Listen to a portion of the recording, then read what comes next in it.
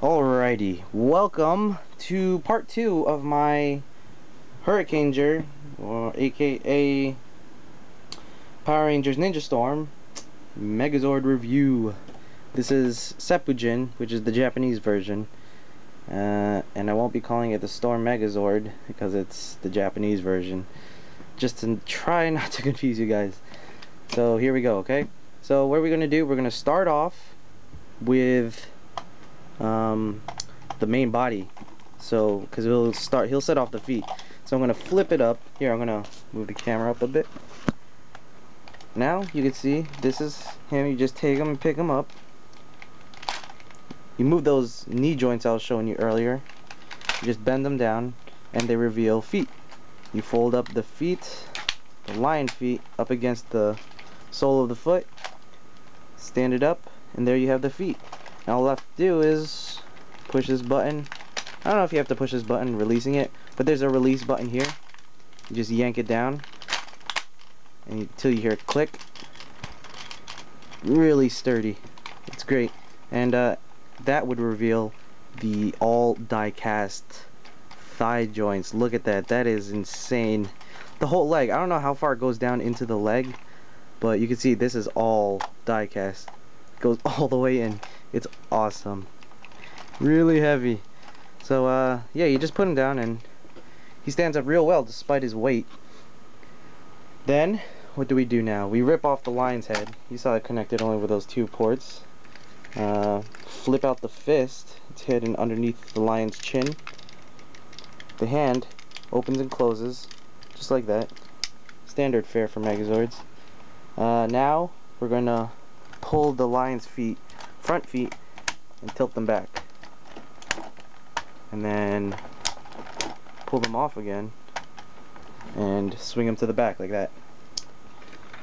Next, well, lastly for the lion, we're just gonna plug it on to where these used to be and plug it into here where he used to connect.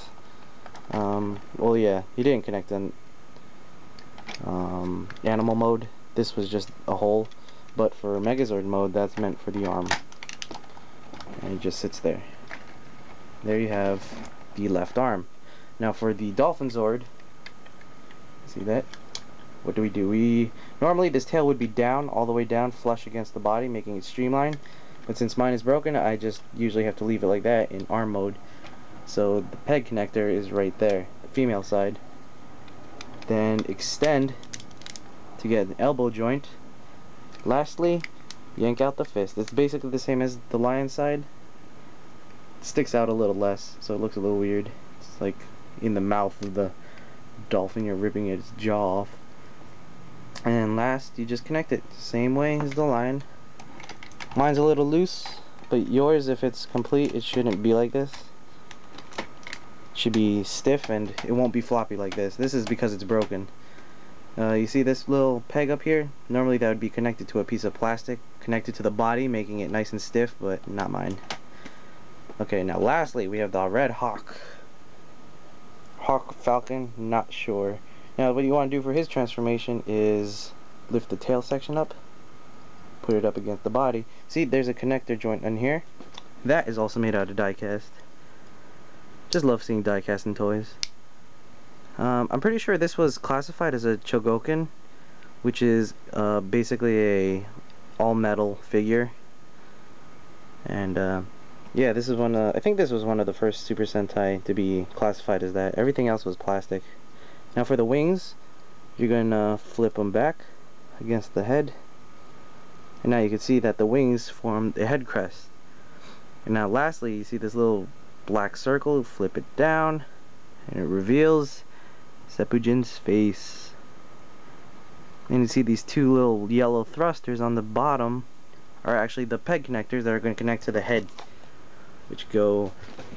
Now as you can see, now there are 4 holes, but we're only going to use 2 because the other 2 are meant for other modes. So we're going to use the front ones.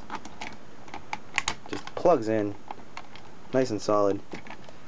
Can't hold the weight of the figure, but it'll stay in there. Yeah, there's a nice click. And there we have Senpuujin, Storm Megazord. but Japanese version. See how this thing is just beautiful. I've seen pictures and videos of Storm Megazord, and this is by far just way more gorgeous. Got chrome everywhere, die cast everywhere, so it's really hefty, really hefty. And you can even see the gold crotch piece, it's painted die cast, blue and gold. That's just beautiful. Now the main gimmick of these Zords of this line was the Karakuri balls, and the Karakuri balls are actually balls that are contained inside weapon balls contained inside the chests of all the mecha. Well, most of the mecha. I think, see, the head sits up a little far up. I'm not sure if it's supposed to be here or a little set back. I'm thinking maybe, yeah, back here. Just looks more proportionate like this. See, it's supposed to be in the back pegs, not the front.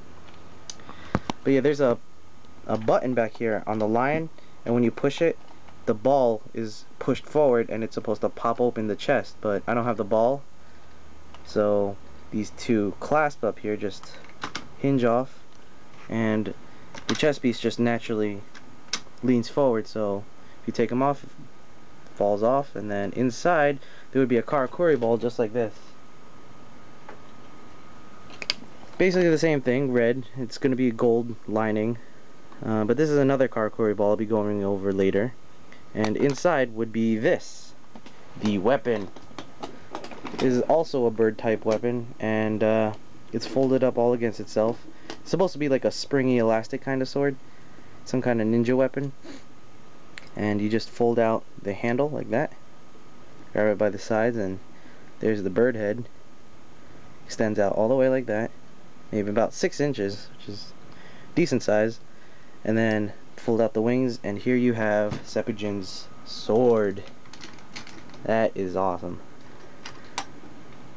In the show, it would like flail around and like whack people, which was interesting. Oh, you could see the elbow joint actually has articulation. It could rotate a full 180, so you could have him with his sword lay across his chest like that. That's just great. Now you get different sets of Karakuri balls, and you have different weapons. You have a turtle that's like a chain and ball. You got maces, like a goat that turns into a mace, or a ram turns into a hammer. I don't have those ones. I have others, so I can't show you some of the weapons. Others I'll show you in the next parts, so make sure you watch, okay? Yeah, articulation is every 45 in the arms. They don't bend out. No head articulation, no leg articulation. You know, the basic standard fare for a Megazord. Except with this part. This rotates, which is awesome. And yeah, that's all I can say for him. He stands about a foot tall, a foot maybe less, but he's beautiful. Okay, so I guess the next part we'll be going over Hurricanger and the individual Zords. Okay, peace.